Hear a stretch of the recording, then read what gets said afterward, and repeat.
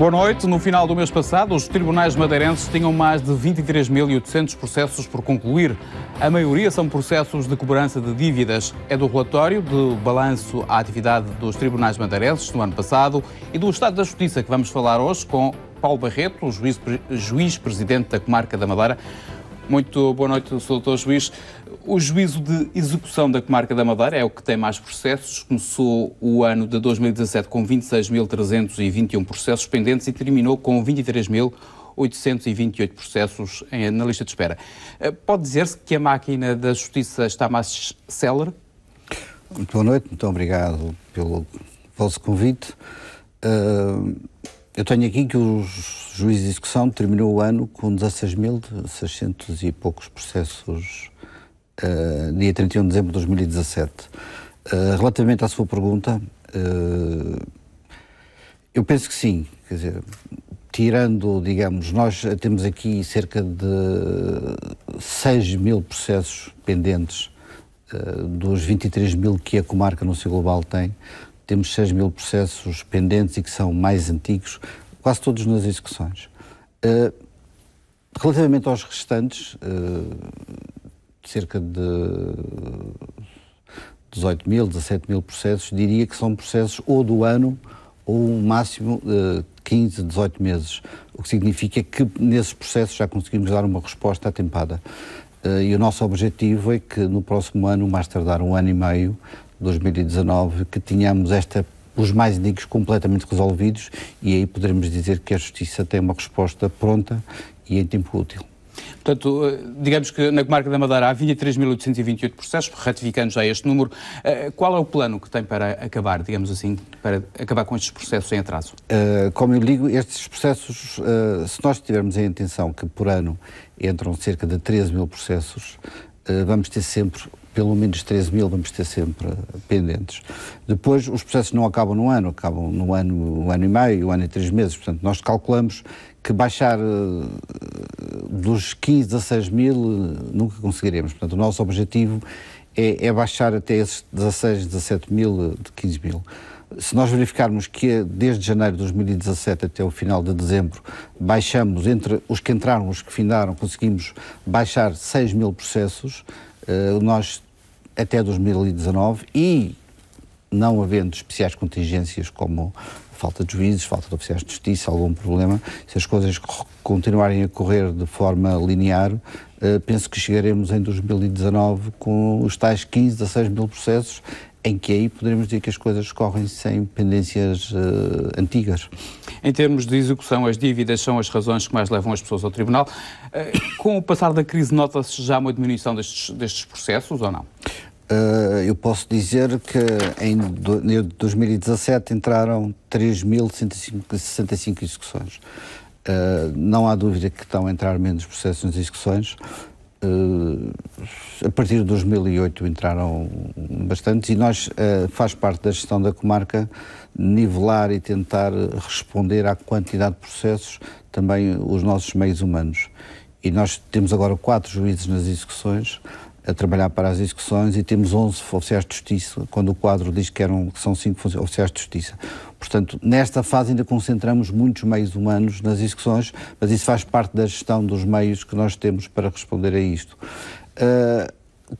Costuma dizer-se que os tribunais emperram o desenvolvimento do país e o investimento no país. Há quem entenda que é verdade, eu entendo que não, mas também é verdade que a crise económica depois afeta também o dia-a-dia dos tribunais, e nós notamos isso e se repare, nós temos aqui 16.000 e tal processos nas execuções e depois temos cerca de 1.200 no comércio. Estamos a falar das insolvências, que é a maior fatia dos processos pendentes na comarca. Insolvências, sobretudo pessoas singulares. Isto é um dado, digamos, novo. Nós, no princípio, quando começou a crise, tínhamos pessoas coletivas, as empresas, aquelas que estavam em dificuldades económicas já foram. Depois entramos numa fase de pessoas singulares, daquelas pessoas que eram, digamos, devedores diretos dos bancos, sobretudo, e depois entramos naqueles que eram os fiadores, dos avalistas, estamos a falar de avós, de pais, amigos, familiares, e depois que não conseguem dissolver os seus créditos e entram em insolvência. Mas agora é sobretudo singular. E esta é uma realidade que se agudiza ou já está mais calma? Eu gostava que tivesse mais calma, mas quem vê a televisão e parece que voltamos a ser ricos, nós verificamos que vemos outra vez as empresas de financiamento, de crédito, toda a gente a comprar carro, toda a gente a comprar bens consumíveis, e eu vejo outra vez uma correria ao crédito que é assustador e que se amanhã o país voltar a entrar em crise, provavelmente vamos ter problemas. Agora, o grande boom atualmente já aconteceu. Dr. Juiz Paulo Barreto, no juízo de instrução criminal não houve atrasos, entraram 1.559 processos, foram concluídos 1.580. Como é que se pode caracterizar, digamos assim, este juízo? Portanto, a instrução criminal importa distinguir duas tarefas. Os processos de instrução, chamada instrução criminal, ou seja, quando o Ministério Público, no fim do inquérito, acusa ou arquiva, é possível recorrer à abertura da instrução, que é uma segunda fase, em que se o inquérito foi arquivado para tentar levar aquela pessoa a julgamento. Se a pessoa foi acusada para tentar não ir a julgamento, isto é uma fase processual e que temos cerca de 40 e tal instruções pendentes, portanto não é significativo. Todo o número elevado que nós temos aqui são chamados atos jurisdicionais, que o juiz de instrução é o juiz dos direitos e das garantias das pessoas. Qualquer mandado para entrar na casa de uma pessoa, qualquer interceptação de uma escuta telefónica, qualquer abertura de uma encomenda, o órgão de polícia criminal e o Ministério Público só podem fazer com a autorização do juiz. Portanto, o processo entra para autorização ou não, ou para validar uma escuta, e depois o processo segue a sua via para a investigação normal. Portanto, daí este grande número de entradas e número de findos na instrução criminal. Portanto, no fundo, só vai para um ato. Muito bem. No Tribunal de Família e Menores o número de processos tem vindo a diminuir, há apenas 876 pendentes. No relatório que elaborou diz que a taxa de resolução é de 126%, o que é muito bom para um tribunal com tantos processos, com tanto drama social. E vinco aqui esta palavra drama social. Que situações dramáticas são estas, Sr. Doutor? Portanto, vamos distinguir, por um lado, as regulações de poder paternal, em virtude de divórcio ou separação do casal de união de facto, e obviamente nós sabemos que temos experiência de vida, sabemos das dificuldades em que muitas vezes os menores são utilizados nas separações e nos divórcios. E tudo isto tem drama porque nós tentamos proteger o desenvolvimento da personalidade da criança e as crianças são utilizadas para o jogo, para a desavença entre os seus pais, e isso também nós notamos muito no Tribunal de Família e Menores, e aí há muito drama.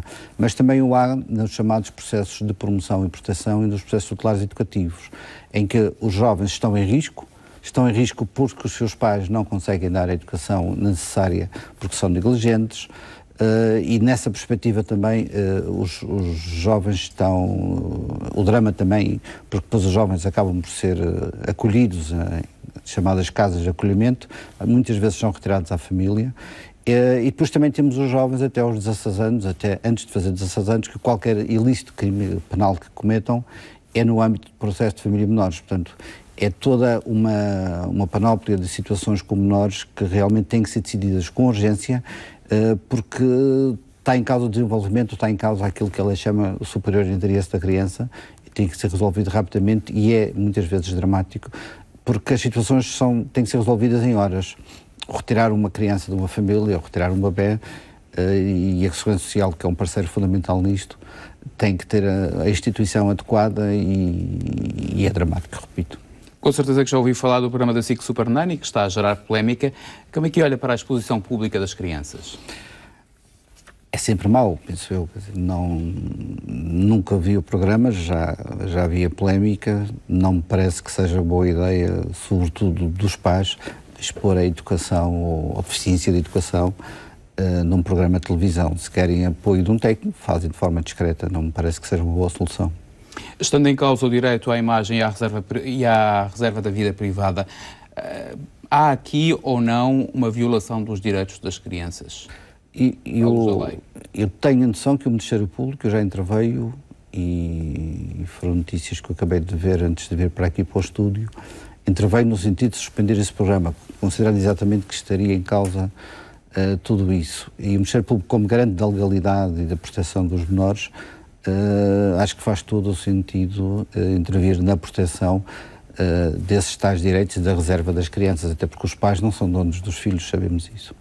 Doutor, falamos um pouco também da atividade aqui na comarca da Madeira. O Conselho Consultivo tem estado a visitar as casas de acolhimento de crianças e jovens. Que dificuldades já foram detectadas com estas visitas? Olha, tem sido uma experiência muito interessante. Nós já visitamos 6 ou 7, ainda faltam 3 ou 4. Analisamos, temos sido muito bem recebidos e fazemos análises em conjunto com as diretoras e com os donos, com a administração de cada uma das casas de acolhimento, que nos falam das suas dificuldades, da falta de receitas, dos enquadramentos, da falta de pessoal técnico, da falta de pessoal auxiliar, mas antes das dificuldades que nos falam sobretudo com um grande entusiasmo do trabalho que fazem, e é um trabalho notável que essas casas de acolhimento fazem. Nós já visitamos desde casas que recebem bebés, até casas que já têm adolescentes e mães que dão ali todo o apoio, e sempre com uma grande vontade de transmitir quase como se fosse um seio familiar, quase como se fosse uma família, e tem sido muito enriquecedor. Como é que o Conselho Consultivo consegue ajudar estas instituições? Repare, nosso objetivo, nós temos 2 grandes objetivos no fim. Depois de fazermos as visitas todas, e terminaremos em abril ou março, vamos elaborar um relatório em que sou eu que elaborarei o relatório e submeterei ao Conselho Consultivo, e nesse relatório vamos ver quais são as dificuldades, o que é que pode ser feito ou não pode ser feito. E será enviado para o Ministério da Justiça, para a Secretaria Regional dos Assuntos Sociais. Por outro lado, nós queremos também aproximar os juízes e procuradores do juízo de família menores das casas de acolhimento, porque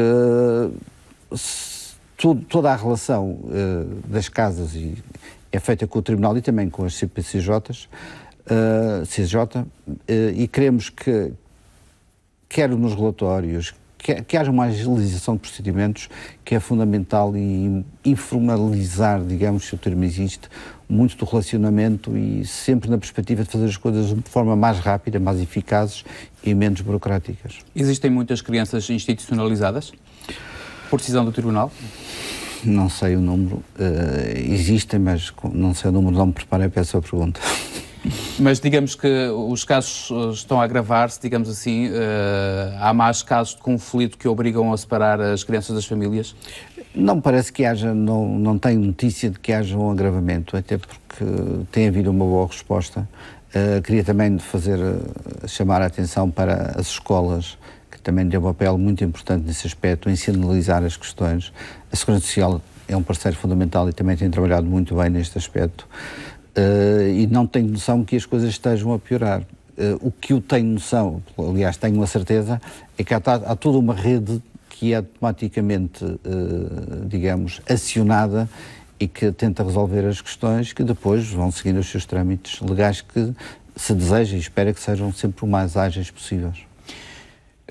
As estatísticas dizem que os divórcios estão a aumentar. Existem casos de pais separados que são obrigados pelo Tribunal a pagar a pensão de alimentos aos filhos, ou uma pensão para poderem educar os filhos, no caso de separação. Às vezes, há casos em que os pais não cumprem uma obrigação do Tribunal. Como é que se pode conceber que casos como estes se arrastem durante anos? Não se estão a arrastar durante anos. Como viu, os números do Tribunal de Família Menores demonstram uma boa resposta do Tribunal de Família Menores que resultou da especialização e concentração aqui no Funchal. O que sucede é que muitas vezes quem não paga a pensão de alimentos, se trabalha, é muito fácil, porque basta notificar a entidade patronal para descontar.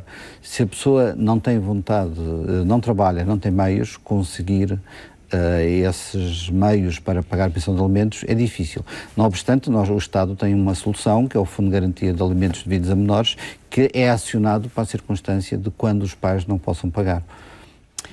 Falamos agora do caso da violência doméstica. Também é um caso muito badalado. A Procuradoria-Geral da República está a escrutinar o conteúdo do relatório da equipa de análise retrospectiva de homicídio em violência doméstica, que aponta falhas ao Ministério Público na proteção de uma mulher de Valongo que foi assassinada 37 dias depois de ter apresentado queixa contra o ex-marido. Como é que são conduzidos estes casos de violência doméstica e como é que a Justiça pode fazer mais por estas mulheres e pelas vítimas de violência doméstica, que nem sempre são mulheres, também são homens? Olha, obviamente que o caso concreto não sei, até porque não se passou cá na Madeira, não sei, mas nós temos imensos casos de violência doméstica, temos demasiado casos de violência doméstica e não vamos sacudir, digamos, a água do capote. E é preciso todos fazermos mais, e nós, Tribunal, também temos que fazer mais, embora a nossa intervenção não seja, digamos, preventiva, porque nós falamos mais na área dos juízes, é mais uma intervenção que aparece já ajusante. Mas a verdade é que o Tribunal, o Ministério Público, as polícias, a Segurança Social, outra vez, nós temos que sinalizar todos os casos e tratar tudo com um assunto muito sério, porque 2017 foi um ano dramático para a Madeira, porque faleceram várias mulheres e até filhos e pessoas vítimas de violência doméstica, e é uma vergonha para a nossa sociedade e uma vergonha para todos nós, e nós que temos responsabilidade temos que evitar essas questões. Portanto, temos que trabalhar melhor, agir melhor. Nós temos instituições que nos ajudam, privadas, de apoio às mulheres, temos formas de proteger as mulheres e as crianças, e temos, sobretudo, que levar muito a sério as ameaças e evitar que uma mulher faça uma queixa uma vez, segunda vez, e que se não leva a sério, e temos que levar muito a sério e proteger aquela pessoa. Depois de uma queixa na polícia, qual é o procedimento normal? A queixa pode ser feita na polícia, pode ser feita no tribunal, pode ser feita até na Segurança Social. Felizmente agora volto a falar no conceito de rede. Há uma rede muito bem organizada a partir da Segurança Social, em que intervém o tribunal, intervém as polícias, em que a pessoa, se for vítima de violência doméstica, automaticamente pode ser protegida, pode ir para uma casa de abrigo, e há toda uma série de entidades que agem e o indivíduo que pode ser imediatamente também detido. Portanto, há uma série de mecanismos que podem ser agilizados e que têm sido, felizmente, temos trabalhado melhor. A verdade é que continua a haver mortes de violência doméstica, o que significa que não temos feito bastante e temos que melhorar nessa área. E, sobretudo, temos que ter aquela ideia que levar muito a sério cada queixa, não menosprezar, não desvalorizar uma situação de violência doméstica. Por exemplo, as polícias têm um inquérito de risco, que quando a pessoa vai lá se queixar, vão preenchendo o impresso, e de acordo com os resultados, quando chega a um determinado risco, aí a intervenção é imediata. E passa por medidas de coação, digamos assim? Para já a proteção da vítima, logo na hora, e depois a detenção e medidas de coação do indivíduo, sim. Pode ser vigilância eletrónica? Vigilância eletrónica ou mesmo cadeia, estabelecimento prisional. Há muitos casos desses aqui na Madeira? Já com nós temos detenção imediata? Nós temos pessoas a aguardar o julgamento em prisão preventiva, e temos pessoas a cumprir pena por crimes de violência doméstica, temos. Agora, como digo, não temos feito o suficiente, manifestamente. Juiz Paulo Barreto, o Juízo do Trabalho é o único que tem uma taxa de execução abaixo de 100%, está nos 90%. O que é que falta aqui? É preciso mais um juiz? É o Juiz do Trabalho, e eu sou responsável por isso, porque o Conselho Superior da Magistratura colocou cá na Madeira 2 juízes auxiliares que eram para ser colocados ou nas execuções ou no trabalho. Eu, tendo em conta as pendências das execuções, propus ao Conselho Superior da Magistratura que esses 2 juízes deviam ir para as execuções, e foram, e o Juiz do Trabalho ficou com apenas, no Tribunal do Trabalho ficamos com apenas um juiz, e houve outro fator que aí já não conseguimos controlar, que foi o aumento do número de acidentes de trabalho, porque antigamente quem entrava na função pública estava sujeito ao regime da função pública. Agora a função pública faz contratos de trabalho segundo o regime da lei privada. E sucedeu que, nomeadamente no Serviço Regional de Saúde, porque acabou o contrato com o seguro, uma circunstância qualquer, em que deixou de haver seguro, e nós sabemos que na contratação pública tudo isso leva tempo. Portanto, qualquer pequeno acidente, o que ocorreu no Sazarame, vinham fazer queixa. Tinham que participar como acidente de trabalho, e aumentou bastante os nossos números, mas felizmente a partir de novembro temos um segundo juiz, e espero que durante este ano de 2018 que as coisas voltem ao normal. Relativamente ao Porto Santo, tem havido poucos processos pendentes. Isto quer dizer que o Porto Santo é o único tribunal que tem os meios técnicos e humanos suficientes? O Porto Santo, os meios humanos não tinha. Felizmente, a partir de julho deste ano, temos os oficiais de justiça todos, e tem equipa constituída. O Porto Santo teve dificuldades há 2, 3 anos porque não tinha juiz e não tinha oficiais de justiça. Felizmente essa situação ultrapassou-se, mas a falta de litigiosidade tem a ver a circunstância de ser uma ilha pequena com cerca de 5.000 pessoas, e daí que é natural que não haja grande... Há menos processos no Porto Santo. Como é que se caracteriza, portanto, a atividade do Tribunal do Porto Santo? O Porto Santo tem muitos processos na área de família e menores, também tem processos na área da regulação de pais que se separam, muitos processos comuns criminais singulares, pequenos furtos, pequenas situações, e tem cerca de 40 ações excessivas de dívidas e pouco mais, e depois tem as execuções também, de maneira que digamos que o Porto Santo no global tem cerca de 400 processos, mas desses 400, 220, 230 são execuções, o resto, portanto, não é um número elevado. Faz este ano 4 anos que entrou em vigor o novo mapa judiciário. Na Madeira, quais foram os impactos desta reestruturação? Na Madeira foram enormes, porque foram extintos os tribunais de São Vicente, Porto Santo, Santa Cruz, Ponta do Sol e Ponta do Sol, e criou-se este único tribunal, que é o Tribunal da Comarca da Madeira. E, com exceção do pequeno crime, portanto, que são julgados por juiz singular até 5 anos, e as ações civas em que as dívidas ou os interesses económicos que se discutam sejam inferiores a 30.000 euros, agora passou para 50.000, tudo o resto foi especializado e veio para juízes especializados. Os juízes especializados têm juízes especializados naquela matéria, comércio, execuções, família menores, instrução criminal, por exemplo, e tem também funcionários especializados e tem permitido, e os números são esses, são óbvios, uma resposta muito melhor. Foi uma aposta ganha, digamos assim? Eu não tenho dúvidas que a resposta foi ganha. O desenho está perfeitamente adequado à realidade, embora se possa sempre discutir se a extinção do Tribunal de São Vicente e a criação do juízo de proximidade justifica-se ou não, mas no resto, e até tendo em conta a qualidade de rede viária que nós temos, é muito fácil ir ao Funchal. A população de São Vicente continua a reclamar a presença de um tribunal. Como é que olha para esta pretensão? Eu entendo que há motivos judiciais e motivos políticos.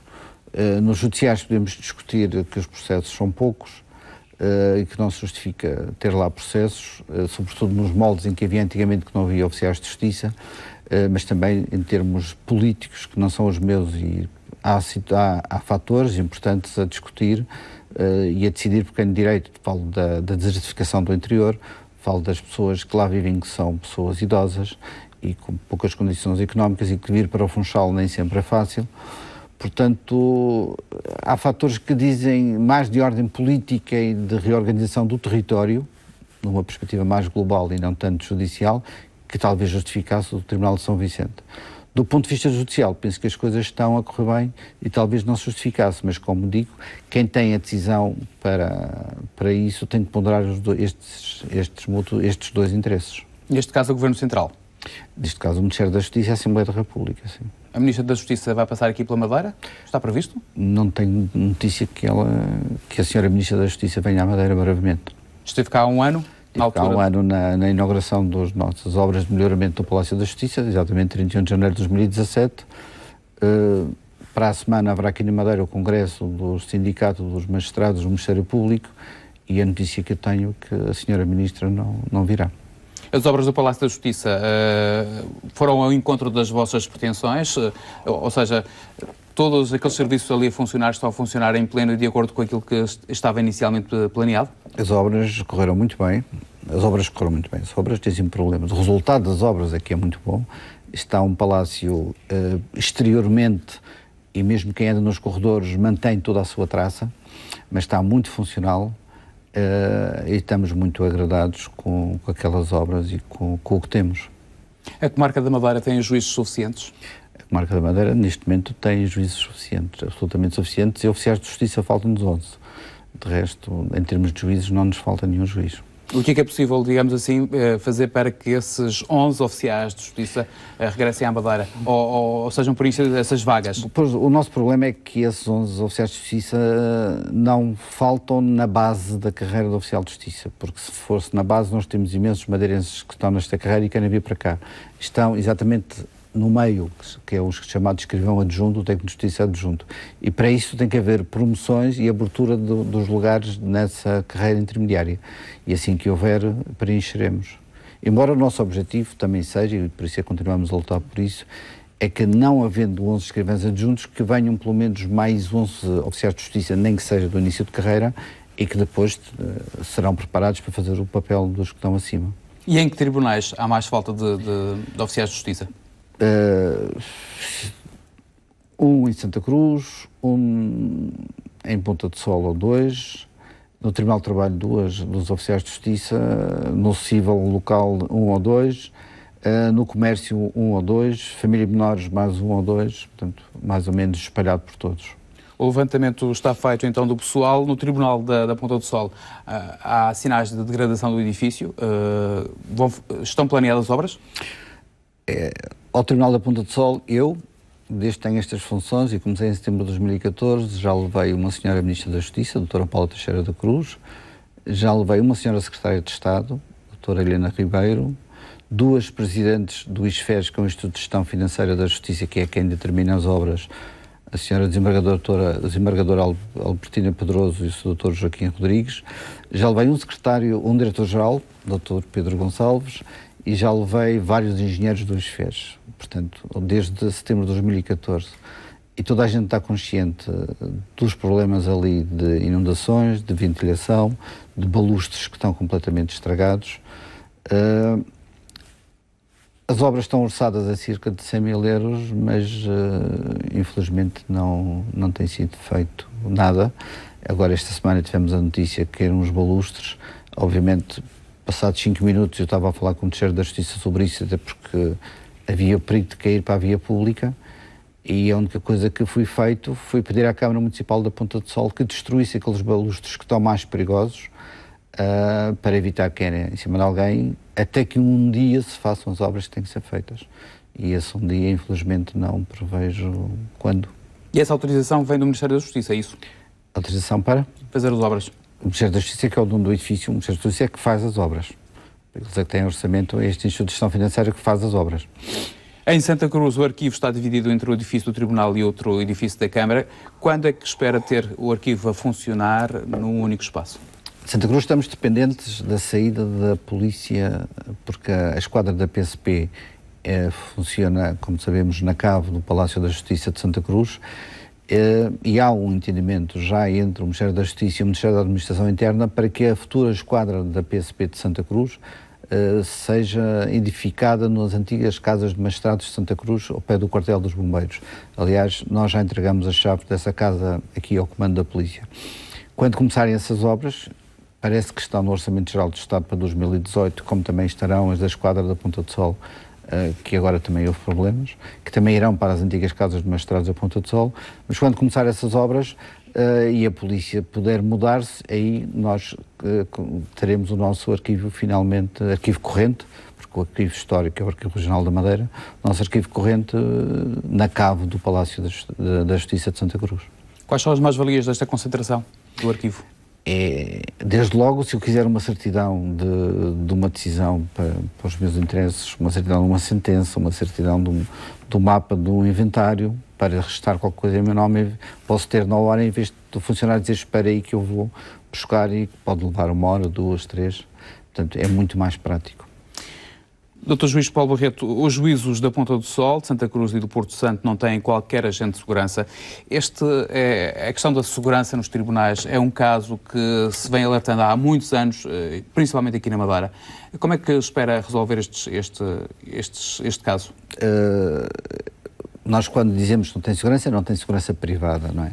Porque se fizermos um julgamento em que se preveja que há problemas, a Polícia de Segurança Pública é chamada e colabora sempre connosco.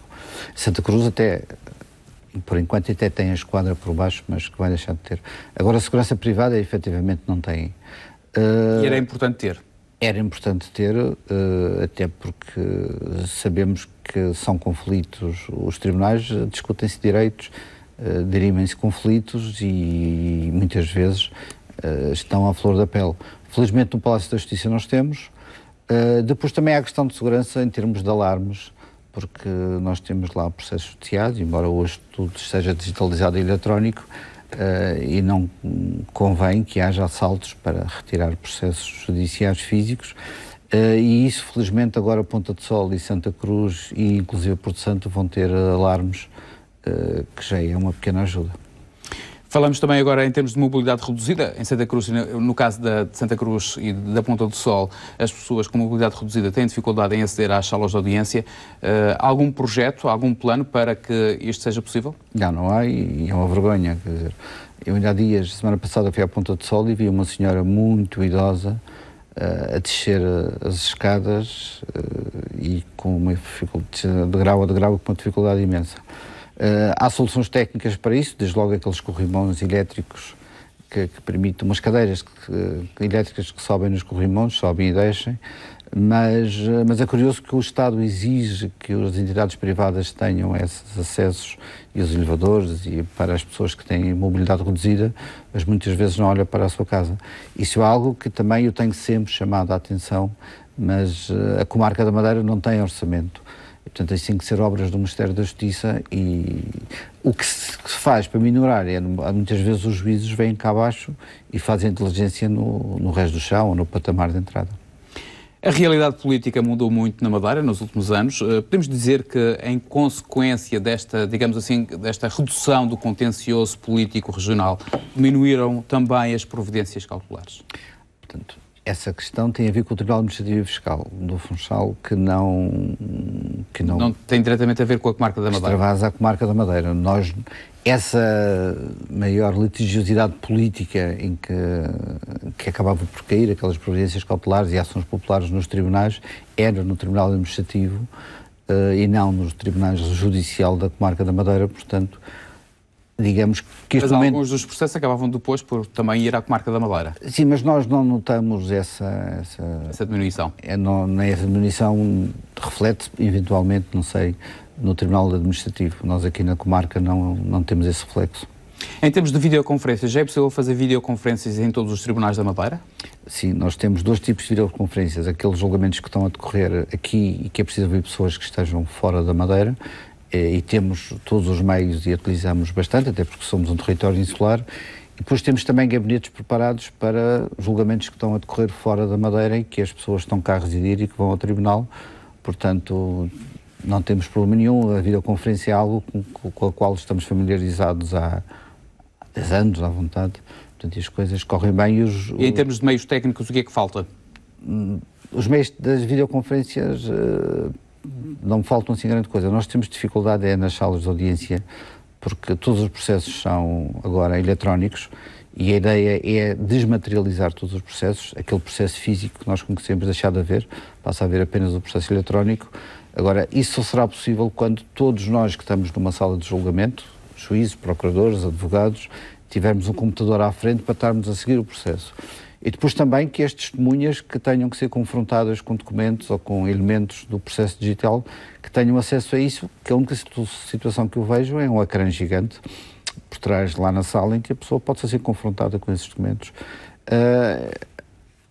No final do ano passado houve em novembro no Algarve um encontro nacional do Conselho Superior da Magistratura em que a senhora Secretária de Estado da Justiça disse que 2018 ia ser o ano do investimento tecnológico nos tribunais, portanto, vamos aguardar.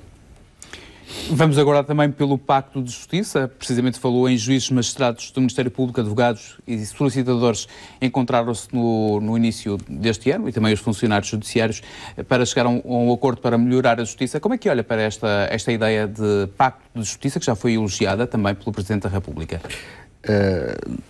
Penso que há uns anos atrás tivemos um Pacto da Justiça, mas que foi pelos partidos políticos. Acho que o líder do PSD era o Dr. Marcos Mendes, já não me recordo quem era o líder do PS. E agora é uma situação ao contrário, ou seja, não sai dos partidos, sai dos chamados operadores judiciários. O que é excelente, acho um excelente trabalho, não conheço em pormenor o conteúdo, sei que são 80 e tal medidas propostas, muitas terão ficado pelo caminho, não é? Porque, para haver consenso.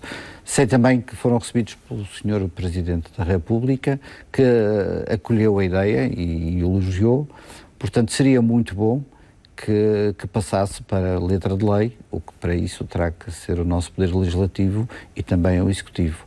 Há lá um ponto que eu estou perfeitamente de acordo, e estamos todos de acordo. Que é qual? É a redução das custas judiciais, porque com custas judiciais altíssimas como nós temos, é impedir o acesso ao direito e aos tribunais, parece-me óbvimo.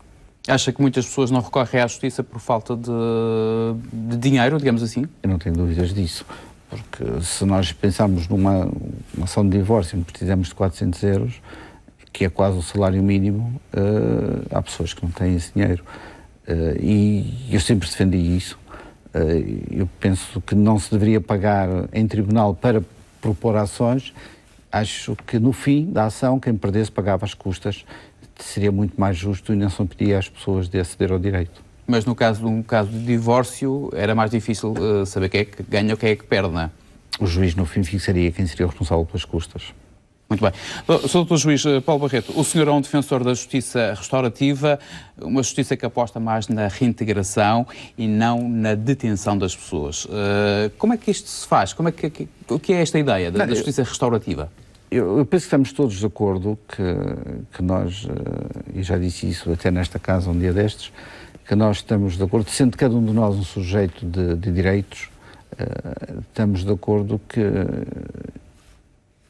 enviar ou despejar uma pessoa na cadeia só para cumprir os 6 anos de prisão e não ter um plano de vida para aquela pessoa, um plano profissional de reinserção social, não faz sentido e viola a dignidade humana.